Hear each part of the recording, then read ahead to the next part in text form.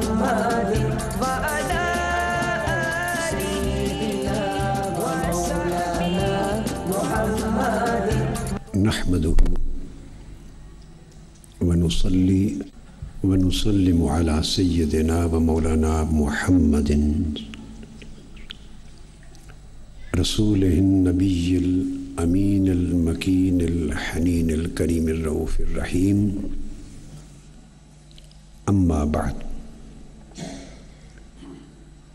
فأعوذ بالله من الشيطان الرجيم بسم الله الرحمن الرحيم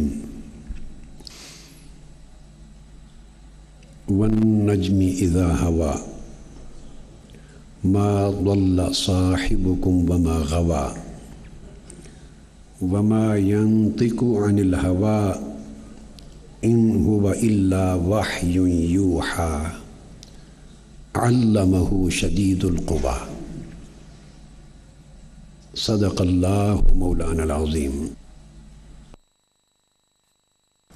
آج کی اس پہلی نشست میں انشاءاللہ تعالی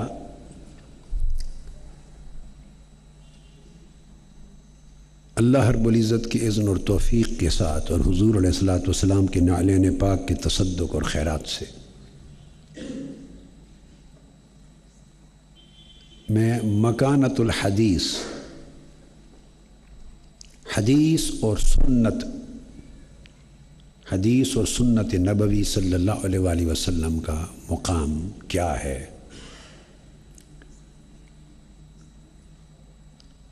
اس پر گفتگو کروں گا، کیونکہ اس اہمیت کو واضح کر کے پھر ہم بعد ازاں حدیث نبوی کی تدوین کے موضوع کی طرف آئیں گے انشاءاللہ۔ یعنی ان 20 گوشوں میں سے فقط ایک پہلو کا انتخاب کیا ہے جسے دورہ بخاری اور مسلم کے افتتاح اور ابتدائی خطبہ اور درس کے طور پر میں بیان کر رہا ہوں، اور وہ یہ پہلو ہے کہ حضور علیہ الصلوۃ والسلام کی حدیث و سنت یہ بھی خود وحی الہی ہے۔ صرف یہ نکتہ کہ آقا علیہ الصلوۃ والسلام کی حدیث و سنت خود وحی الہی ہے، اور احتجاج کے اعتبار سے، حجت ہونے کے اعتبار سے، شرعی احکام کو ثابت کرنے کے اعتبار سے قرآن اور حدیث نبوی کا مرتبہ ایک ہے، چونکہ دونوں کا سورس وحی الہی ہے۔ میں پھر دوہرا رہا ہوں، بڑی علمی اور فنی بات ہے۔ استدلال میں، استناد میں، احتجاج میں احکام شرعی کے ثبوت کے لیے، ان کے حجت اور ان کے جائز اور مشروع ہونے کے ثبوت کے لیے کوئی چیز خواہ قرآن سے ثابت ہو یا حدیث نبوی سے ثابت ہو، یہ اصلاً دونوں کا رتبہ ایک ہے،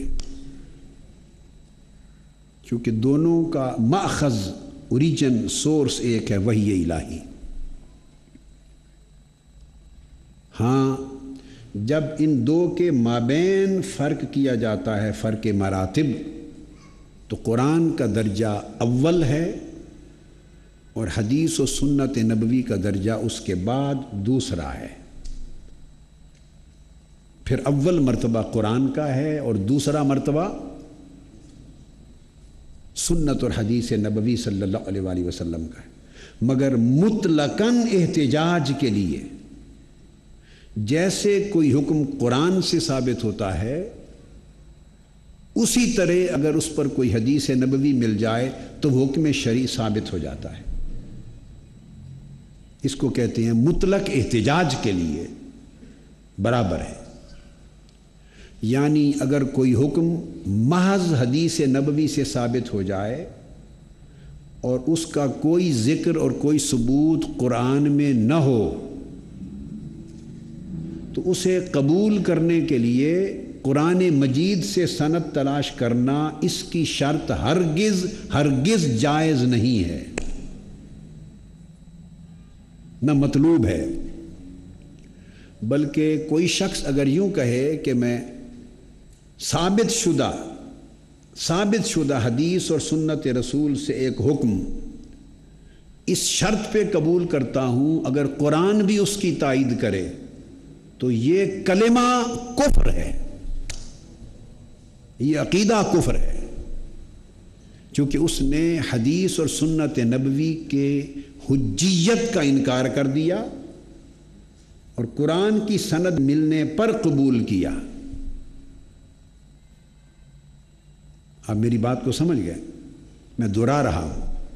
مثلا ایک حکم اگر حدیث سے ثابت ہو جائے، جیسا کہ ایک حکم اگر قرآن سے ثابت ہو جائے، تو پھر حدیث سے ثبوت مانگنے کی کوئی حاجت نہیں ہوتی۔ جیسے کہ حدیث معاذ ابن جبل رضی اللہ تعالیٰ عنہ میں آیا اور دیگر اور بھی احادیث میں آیا ہے۔ حضرت ابو موسیٰ اشعری رضی اللہ تعالیٰ عنہ سے مروی ہے، معاذ ابن جبل سے مروی ہے۔ سیدنا فاروق اعظم رضی اللہ تعالیٰ عنہ نے خط لکھا قاضی شریح کو، اس سے ثابت ہے، سیدنا فاروق اعظم کے حکم سے، سیدنا علی المرتضیٰ کی مرویات سے۔ امام نسائی نے اپنے پورے باب میں یہ تینوں چاروں احادیث سند صحیح کے ساتھ روایت کی، اور اس سے فوق کتب میں بھی ہیں۔ وہ بات یہ سمجھانا چاہتا ہوں کہ اگر کوئی حکم آپ کو ثابت کرنا ہو کسی حکم کو اور وہ قرآن سے مل جائے، تو پھر اس کے ثبوت کے لیے کسی حدیث کی دلیل تلاش کرنے کی حاجت نہیں ہوتی۔ ثبوت حکم کے لیے قرآن کی دلیل کافی ہے۔ یہی مرتبہ حدیث نبوی کا ہے۔ اگر کوئی حکم قرآن سے ثابت نہ ہو اور کوئی حکم قرآن میں موجود نہ ہو اور کسی حکم پر قرآن خاموش ہو اور آپ کو وہ حکم حدیث نبوی سے ملے، سنت نبوی صلی اللہ علیہ وآلہ وسلم سے ثابت ہو، تو اس کا حجت ہونا اسی طرح مانا جائے گا جیسا قرآن سے ثابت ہوتا تو مان لیا جاتا۔ اب اس حکم کو قبول کرنے کے لیے قرآن مجید کے ثبوت کی شرط لگانا نہ صرف یہ کہ ضروری نہیں بلکہ کفر ہے۔ یہ حجیت حدیث اور حجیت سنت نبوی کا انکار بن جائے گا۔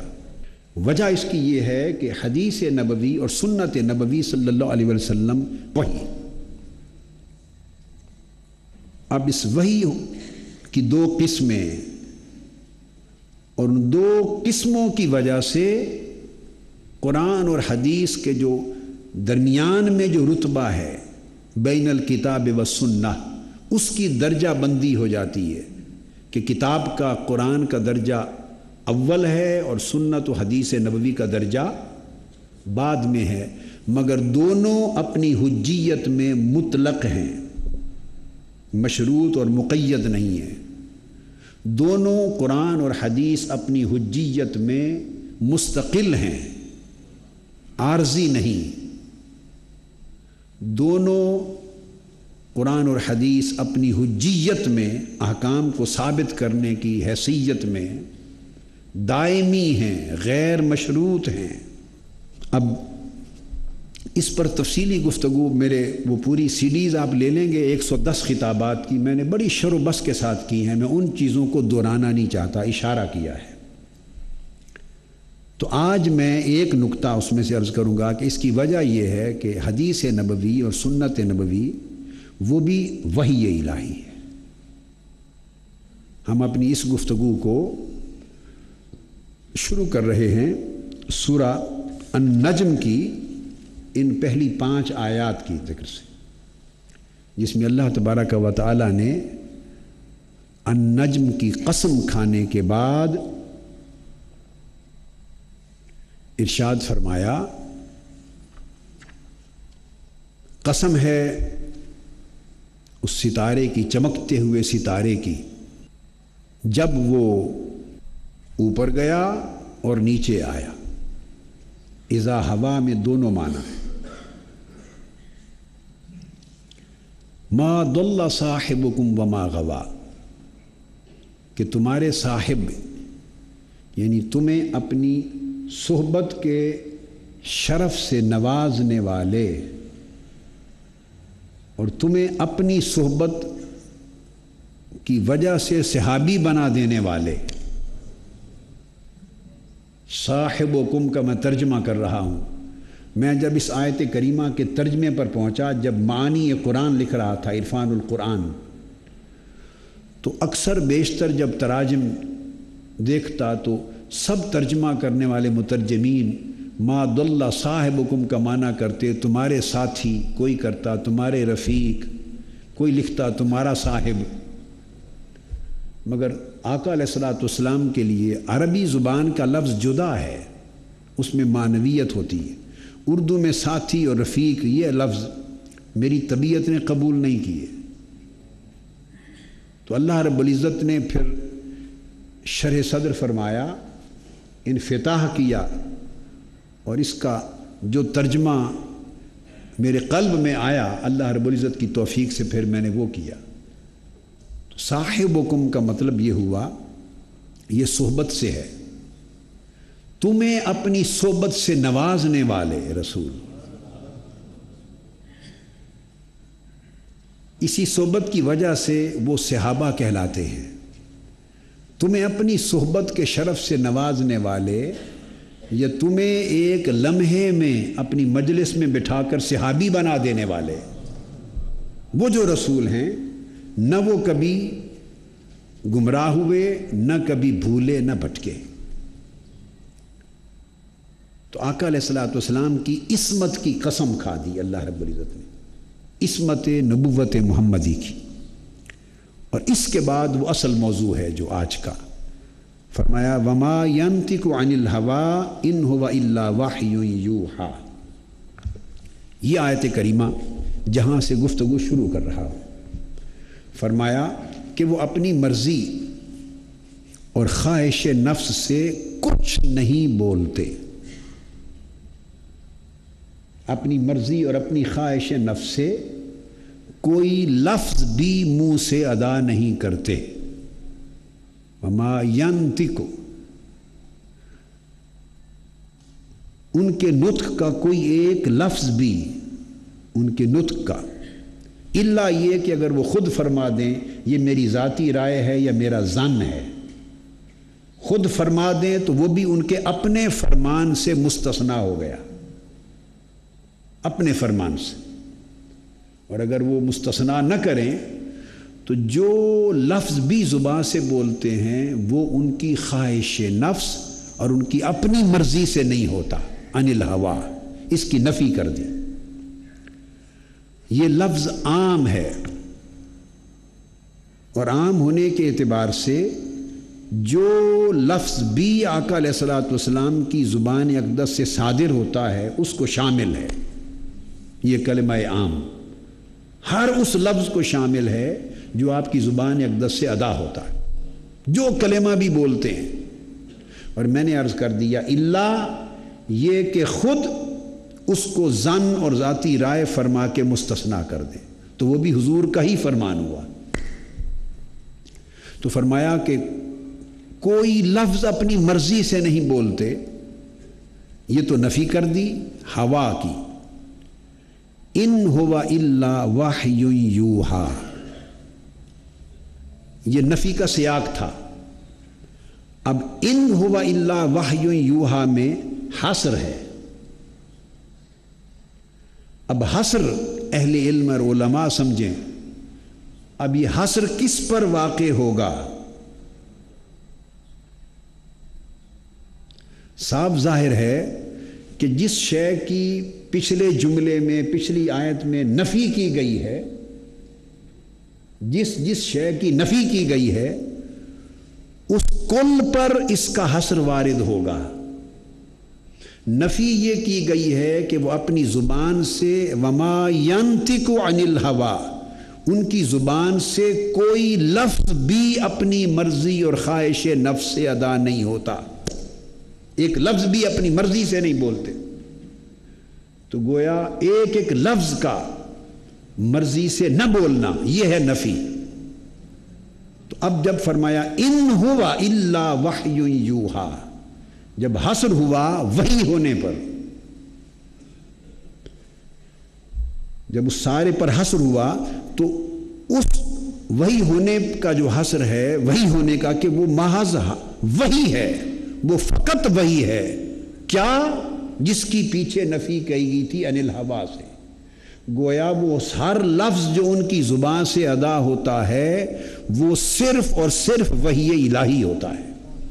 چونکہ نفی کے بعد حصر آیا ہے تو اس کا معنی یہ ہوا کہ جو کچھ حضور علیہ الصلوۃ والسلام اپنی زبان سے بولتے ہیں وہ سوائے اس کے کہ اللہ کی طرف سے بھیجی ہوئی وحی ہے اور کچھ نہیں ہوتا۔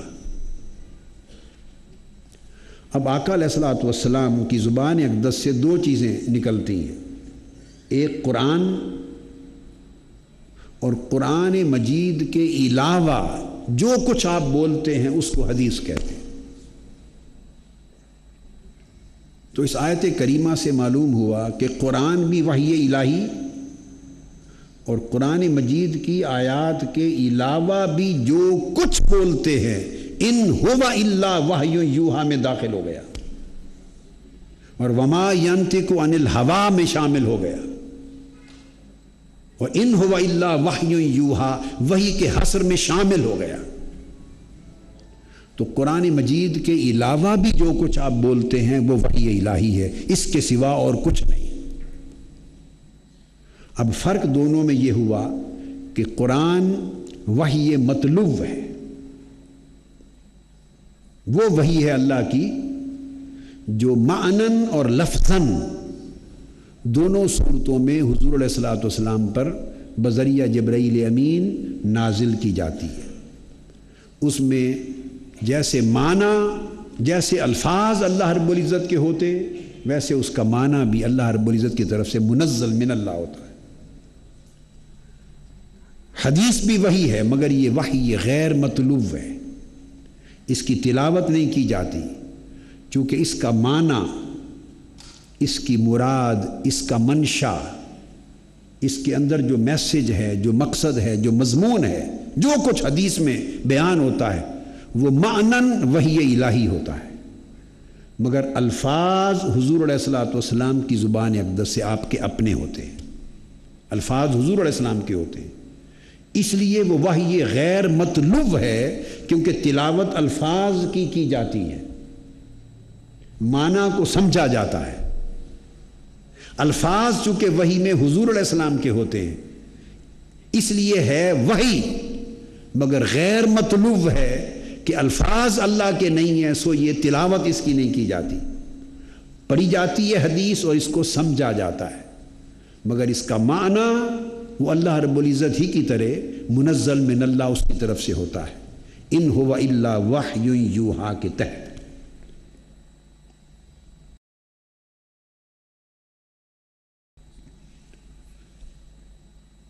جب یہ بات واضح ہو گئی اب اس کو قرآن مجید میں ذرا مزید قبل اس کے کہ حدیث کی طرف میں انشاءاللہ آؤں، اور پھر وہ چونکہ بخاری مسلم کا دورہ ہے تو بخاری اور مسلم سے اور کتب سے حدیث کی طرف آئیں گے۔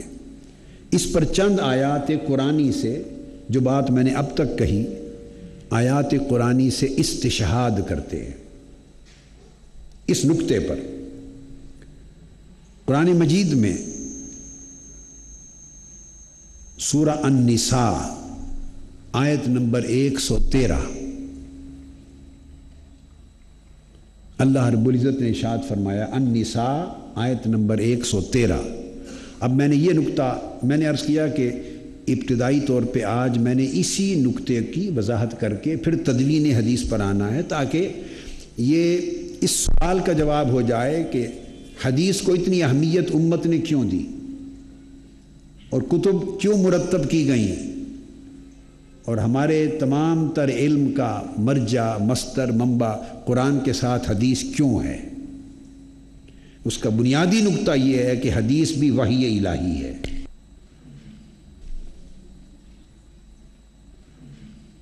فرق فقط لفظاً قرآن اللہ کا کلام ہے اور لفظاً حدیث حضور کا کلام ہے، معنوی اشتراک ہے، اس لیے وہ مطلوب ہے، یہ غیر مطلوب ہے۔ اب قرآن مجید کی سورہ نساء آیت نمبر 113 میں بڑی توجہ سے قرآن مجید کے الفاظ، چونکہ فیصلہ ہم قرآن مجید سے ہی لیں گے، اس نقطے پر استشہاد۔ ارشاد فرمایا، قال اللہ عز وجل وَأَنزَلَ اللَّهُ عَلَيْكَ الْكِتَابَ وَالْحِكْمَةَ وَعَلَّمَكَ مَا لَمْ تَكُنْ تَعْلَمْ وَكَانَ فَضْلُ اللَّهِ عَلَيْكَ عَظِيمًا۔ اب قرآن مجید کا جو لفظ ہے، یہاں دو چیزیں بیان ہوئی ہیں، ایک انزال، باب انزال سے وَأَنزَلَ اللَّهُ، اور دوسرا باب تفعیل سے وَعَلَّمَكَ۔ اللہ رب العزت نے آپ پر، یہ قرآن کہہ رہا ہے، دو چیزیں نازل فرمائیں۔ قرآن کہہ رہا ہے اللہ نے اے حبیب مکرم صلی اللہ علیہ وسلم آپ پر ایک اپنی کتاب نازل فرمائی اور ایک حکمت نازل فرمائی۔ اللہ نے ایک قرآن نازل فرمایا آپ پر، کتاب، والحکمہ، واو عاطفہ ہے، اور جب واو عاطفہ ہے یہ تفسیر اور بیان کے لیے نہیں ہے، یہ تغایر کا تقاضا کرتی ہے کہ اللہ تبارک و جیسے فرمایا قرآن مجید میں جگہ جگہ، میں سب آیات دے دوں گا، کہ اللہ رب العزت نے اے رسول مکرم صلی اللہ علیہ وسلم آپ پر ایک الکتاب نازل کی اور ایک حکمت نازل کی۔ تو جس طرح قرآن حضور پہ نازل ہوا، اسی طرح الحکمہ، حکمت بھی حضور علیہ السلام پہ نازل ہوئی۔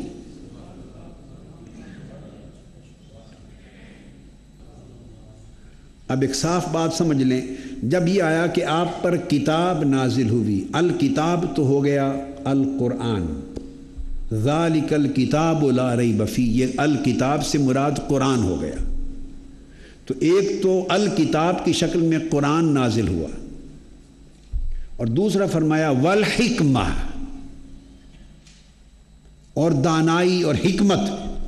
تو قرآن مجید کی آیات کے علاوہ جو کچھ زبان رسالت سے ادا ہوا وہ حکمت ہے، وہ حضور کی حدیث و سنت ہے۔ تو گویا اللہ رب العزت نے جیسے قرآن نازل فرمایا حضور پر، ویسے ہی حکمت نازل فرمایا۔ اور امام شافعی رضی اللہ تعالیٰ عنہ سے پوچھا گیا کہ حکمت کیا ہے؟ فرمایا سنت رسول اللہ صلی اللہ علیہ وسلم، حضور علیہ السلام کی سنت اور حدیث وہ حکمت ہے۔ اور قرآن کی نص صریح ہے وَأَنزَلَ اللَّهُ عَلَيْكَ الْكِتَابَ وَالْحِكْمَةَ، اور یہ دونوں چیزیں اللہ نے نازل کی ہیں، وہی ہو گئی۔ اور پھر وَعَلَّمَكَ مَا لَمْ تَكُنْ تَعْلَمْ، اور پھر اس نے جو کچھ آپ نہ جانتے تھے اس کا علم عطا کیا۔ وَكَانَ فَضْلُ اللَّهِ عَلَيْكَ عَظِيمًا، اور اللہ کا آپ کے اوپر بڑا عظیم فضل ہے۔ تو گویا جس طرح الکتاب کو یہاں آیت کریمہ میں منزل من عند اللہ کہا گیا، اسی طرح الحکمہ کو منزلۃ من عند اللہ کہا گیا۔ چونکہ واو عاطفہ ہے تو اس عطف کی وجہ سے معطوف اور معطوف علیہ دونوں اکٹھے ہوں گے حکم میں، حکم میں مقرون ہوں گے معطوف اور معطوف علیہ واو عاطفہ کے ذریعے، لہٰذا دونوں ہی انزل اللہ کے تحت آئیں گے، دونوں اللہ کی طرف سے نازل کردہ ہیں۔ تو قرآن بھی نازل کردہ ہے اور حکمت یعنی حدیث و سنت بھی نازل کردہ ہے۔ اسی طرح سورہ البقرہ آیت نمبر 231 قرآن مجید میں ارشاد فرمایا وَاذْكُرُوا نِعْمَةَ اللَّهِ عَلَيْكُمْ وَمَا أَنزَلَ عَلَيْكُمْ مِنَ الْكِتَابِ وَالْحِكْمَةِ يَعِظُكُمْ بِهِ ارشاد فرمایا کہ لوگوں، اللہ پر جو اللہ کی جو نعمت تم پر ہوئی اس کو یاد کرو، جو تم پر اللہ کی نعمت ہوئی اس کو یاد کرو۔ وما انزل علیکم من الکتاب والحکمہ، اور جو کچھ اللہ رب العزت نے تم پر اپنی کتاب نازل کی اور حکمت نازل کی۔ یعظکم بہی، اب آپ دیکھیے بہی، ہی کی جو ضمیر ہے اس کا مرجع الکتاب والحکمہ دونوں ہیں، اور ہی کی ضمیر واحد کی ہے۔ یعظکم بہما نہیں کہا، اس لیے کہ حکمی وحدت کا تصور یہاں پیدا کر دیا جائے۔ یوں نہیں فرمایا یعظکم بہما، نہ، اگر تثنیہ کا صیغہ ضمیر تثنیہ کی استعمال ہوتی تو اس میں الکتاب اور الحکمہ میں وحدت حکمی نہ ہوتی، حکم میں وہ ایک نہ رہتی، دو ہو جاتی۔ اللہ رب العزت نے فرمایا کہ اللہ نے تم پر دو چیزیں نازل کی اپنے نبی اور رسول کے ذریعے، ایک کتاب یعنی قرآن اور ایک الحکمہ یعنی حدیث سنت، دو چیزیں نازل کی، اور یعظکم بہی، اور وہ اس کے ذریعے تمہیں نصیحت فرماتا ہے۔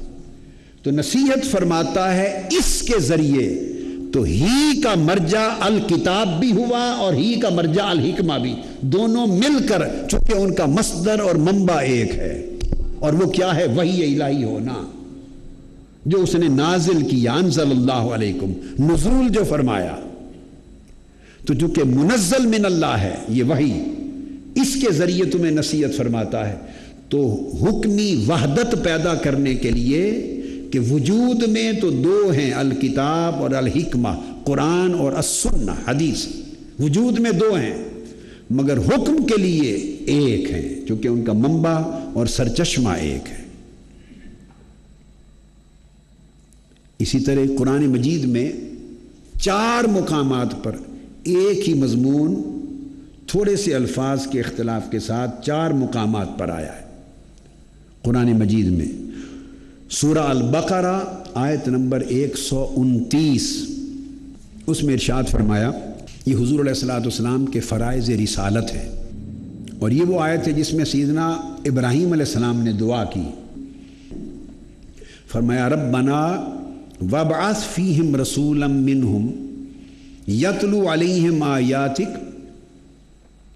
وَيُعَلِّمُهُمُ الْكِتَابَ وَالْحِكْمَةَ۔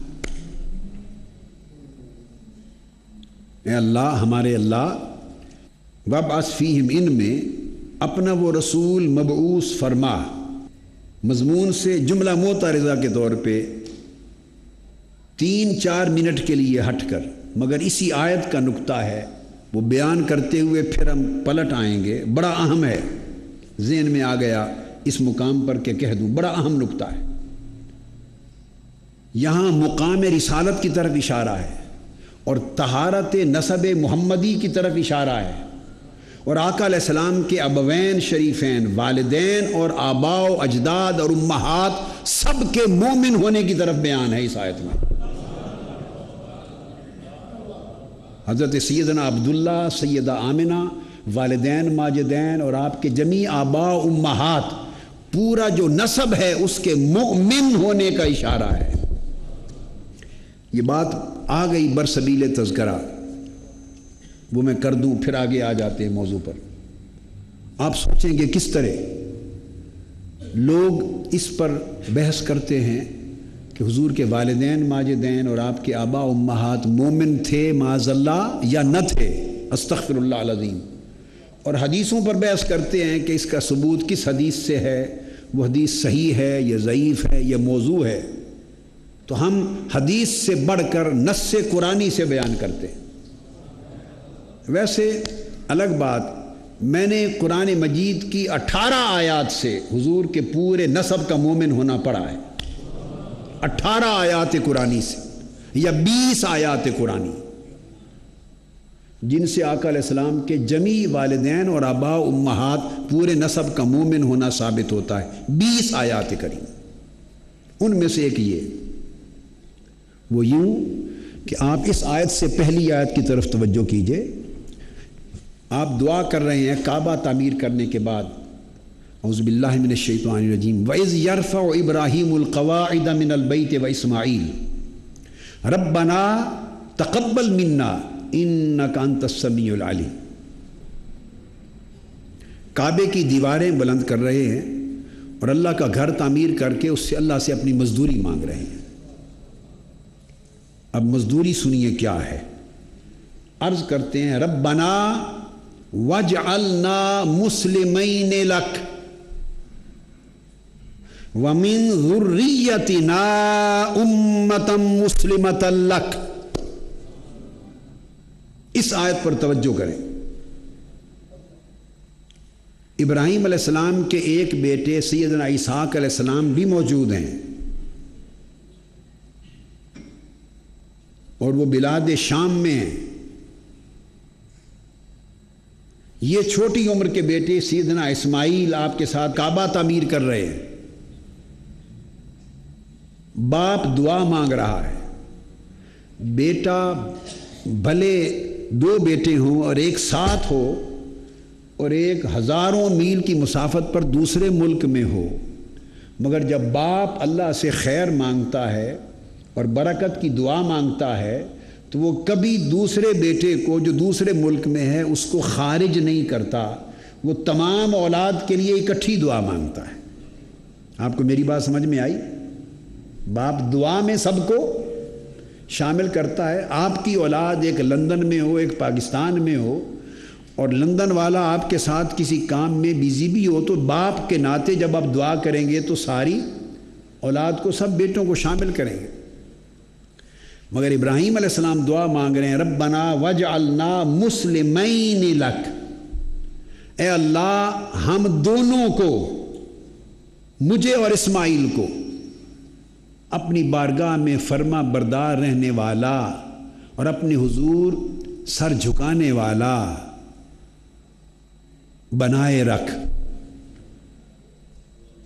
کیوں؟ تخصیص کر دی سیدنا اسماعیل علیہ السلام کی، تخصیص کر دی، اس لیے کہ آگے ایک نسل اور ذریت کی بات آ رہی ہے، اور اس ذریت کے بعد کسی آنے والے آخر الزمان رسول کی آمد کی بات آ رہی ہے، اور ان کی ولادت اسماعیل کی ذریت اور نسل سے ہونی ہے، نہ کہ اسحاق علیہ السلام کی نسل سے۔ تو دعا کا جو منتہا ہے، دعا کا جو مقصود ہے، جو ڈیسٹینیشن ہے، منزل ہے، وہ منزل آگے آ رہی ہے۔ اسماعیل علیہ السلام اس منزل کے لیے راستہ اور واسطہ بن رہے ہیں۔ تو عرض کرتے ہیں ربنا وجعلنا مسلمین لک، ہمیں دونوں کو، مجھے اور میرے بیٹے اسماعیل کو، اپنی بارگاہ میں فرما بردار رکھ، ومن ذریتنا امتا مسلمتا لک، اور ہماری ذریت میں سے، یعنی ابراہیم علیہ السلام عرض کر رہے ہیں کہ میری نسل اور میرے اسماعیل بیٹے اسماعیل کی نسل میں سے، میری نسل تو 2 طرف سے چلے گی نا، ذریت اسماعیل بھی نسل ابراہیم ہوگی اور ذریت اسحاق بھی نسل ابراہیم ہوگی، مگر مسلمین تثنیہ کا ہم 2 کی بات کر کے ہم دونوں کو ایسا قائم رکھ۔ تو تب عرض کرتے ہیں کہ پھر ہماری نسل میں سے، یعنی میری وہ نسل جو اسماعیل سے چلے گی، تو اسماعیل سے چلنے والی نسل اور ذریت میں سے، وَمِن ذُرِّيَّتِنَا من تبعیدیہ ہے، بعدیت کے لیے آتا ہے، تبعیدیہ۔ یہ بتانا چاہتے ہیں کہ میرے بیٹے اسماعیل کی اولاد جتنی ہوگی ساری کی ساری کے لیے دعا نہیں مانگ رہا کہ ساری نسل مسلمان رہے، یہ بھی نہیں مانگا، چونکہ نبی کی دعا رد نہیں ہوتی، اور نبی کی دعا حقیقت پہ مبنی ہوتی ہے۔ جو مانگنا ہے وہی مل جانا ہے، مانگ وہ رہے ہیں جو پورا ہونا ہے۔ تو عرض کیا وَمِن ذُرِّيَّتِنَا، کہ ہماری میری بیٹے اسماعیل سے جو ہماری ذریت چلے گی، نسل چلے گی، من ذریتنا، اس میں سے، اس کے بعض میں سے، امتم مسلمتن لک، اس میں سے ایک نسب، ایک گروہ، ایک نسل ہمیشہ ہمیشہ کے لیے مسلمان رکھنا۔ وَمِن ذُرِّيَّتِنَا أُمَّةً مُسْلِمَةً لَكَ، یہ نہیں فرمایا کہ ہماری ساری ذریت کو امت مسلمہ رکھنا، نہیں۔ اس لیے ان میں سے کئی صاحبان ایمان ہوئے اور کئی ایمان پر نہ آئے مشرک ہوئے۔ یہ عرض نہیں کیا کہ ہماری ساری ذریت مومن رہے اور امت مسلمہ رہے، یہ عرض نہیں کیا، کہا وَمِن ذُرِّيَّتِنَا، اور ہماری ذریت میں سے، اور ہماری ذریت بھی وہ جو نسل اسماعیل میں سے ہو، اور اس نسل اسماعیل میں سے ایک امتم مسلمتن لک، ایک ہمیشہ امت مسلمہ برقرار رکھنا، بھلے باقی کافر ہوتے رہیں، مشرک ہوتے رہیں، مگر ایک نسب میں ہمیشہ ایمان رہے اور اسلام رہے، ایک نسل ہمیشہ مومن رہے، امت مسلمہ رہے۔ اور وہ امت مسلمہ ذریت اسماعیل میں سے ایک نسل کو، ایک نسب کو قرار دیا جا رہا ہے، وہ برقرار رکھنا۔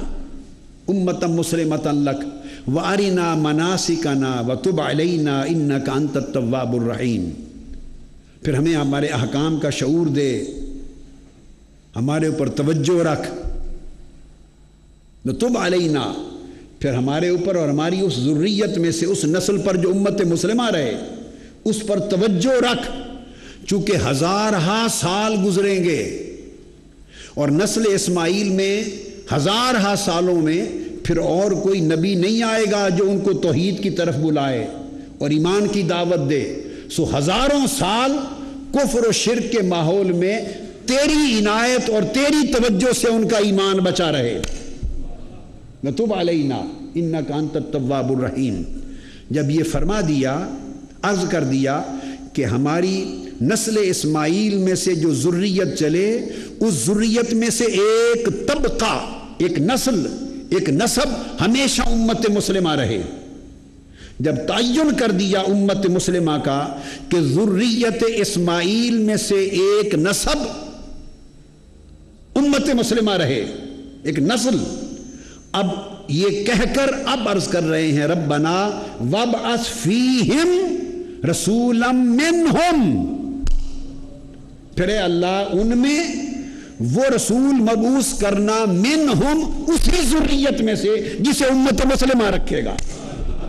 اب منہم کا اشارہ امت مسلمۃ لک کی طرف ہے کہ نسل اسماعیل میں جو عرب مکہ میں آباد ہوں گے، فیہم، دیکھیے دو لفظ آئے ہیں، پہلے آیا ہے فیہم، پھر آیا ہے منہم، ان میں بھیجنا اور ان میں سے بھیجنا، دو باتیں، ان میں بھیجنا اور منہم، انہی میں سے بھیجنا۔ ان میں بھیجنا کا مطلب تو یہ ہے کہ وہ جو پوری نسلیں آباد ہوں گی ان میں مبعوث فرمانا، اور منہم کا مطلب یہ وہی من ہے جو من پہلے آ چکا ہے، وَمِن ذُرِّيَّتِنَا أُمَّةً مُسْلِمَةً لَكَ، کہ ہماری نسل اسماعیل سے چلنے والی ذریت میں سے امت مسلمۃ لک، ایک امت مسلمہ برقرار رکھنا ہر دور میں۔ جس من کا اشارہ جس امت مسلمۃ کی طرف تھا اسی کی طرف اشارہ ہے فیہم رسولا منہم، پھر اسی امت مسلمہ میں سے اس رسول آخر الزمان کو پیدا کرنا۔ تو گویا امتم مسلمتن کا جو لفظ ہے یہ اسماعیل علیہ السلام پر اس کا پہلا اطلاق ہوا، اور سیدنا عبداللہ اور سیدہ آمنہ پر اس کا آخری اطلاق ہوا، اور حضرت اسماعیل سے جو ذریت شروع ہوئی ان سے لے کر حضرت عبداللہ اور حضرت آمنہ تک یہ سارا نسب قرآن کی نص کی روح سے امتن مسلمتن لگ کر آ پایا. پورا نسب امتن مسلمتن ہو گیا.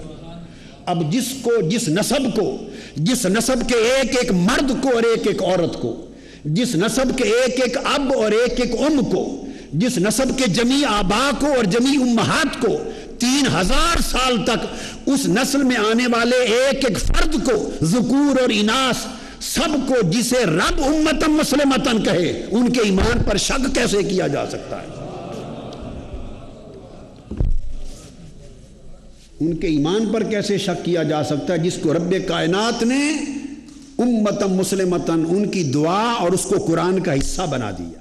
اللہم صل علی سیدنا و مولانا محمد وعلی آلہ و صحبہ و بارک